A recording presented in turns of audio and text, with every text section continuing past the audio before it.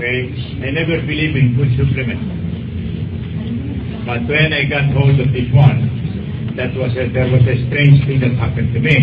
I had an hearing aid, and that hearing aid is about 100,000 to about 86,000. And I was having it here at the right side. Kasi medyo mahina na. Then, all of a sudden, pati ito, humihina na rin. I have one already, they want me to buy another one. Sobra naman yakapal po. So, I did not buy. And all of a sudden, this one was introduced to me. Okay? The cream, something like, bakit mo lang yan dito? Gano'n na. Okay? Well, I tried it. But, medyo mahina. Yung pag-ano ko eh. Sabi ko mukhang hindi obra. Then, after one time lang naglagyan ko dito, no? Diba? Then ko muna, parang nakakarinig na ako ng iba. So, the second day, nagkuhan ako, nag-clean ako ng ear. Sabi ko, baka malagtik na rito. Meron na pala akong wax dito. Sabi ko, ba hindi maganda ito? Ito na ang hinihintay ko. Pero, I still think na yung ang cream, ang magic ito. So, naglagay na ako uli. Aba, maganda na naririnig ko. When I went to church, ginayan ko ito. Ito lang. And I could hear clearly. Sabi ko, ibang klase ito. And then, I removed my hearing aid. Sabi ko, okay na ito. Several weeks ago, I removed that. And until now, I can hear. Wow. Normal na itong dalawa. I can't imagine what I say here and what I say there.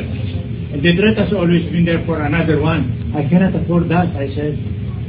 Of course, I'm still waiting for the result. No? Magpapa-examine ulit ako.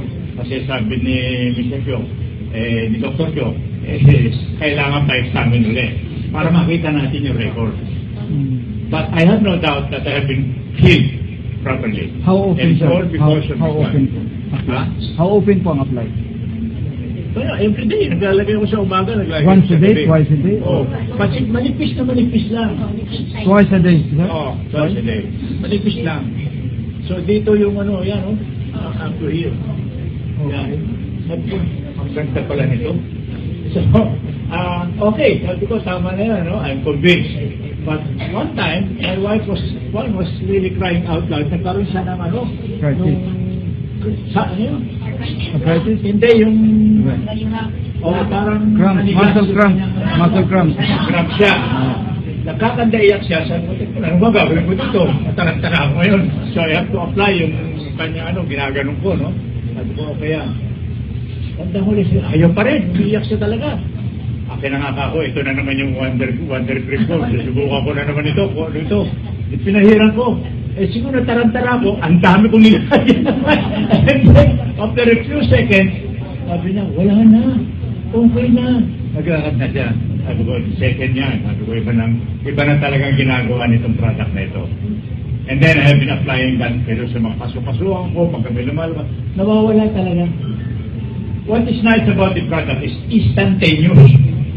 Pag-apply mo, merong effect. Hindi ka tulad na iba na hihintay ka pa na ilang araw. Ito hindi eh. Pag-apply mo, meron na. And so, because of that, sabi ko, teka muna, hindi ko lang gagamitin ito, pag-benta pa ako. Pag-benta na ako. Okay? So, yung po may isaan ko sa inyo, ang nagagawa ng produkto, parang magic. Okay? And I think it was given by somebody upstairs. Salamat po. Thank you, sir.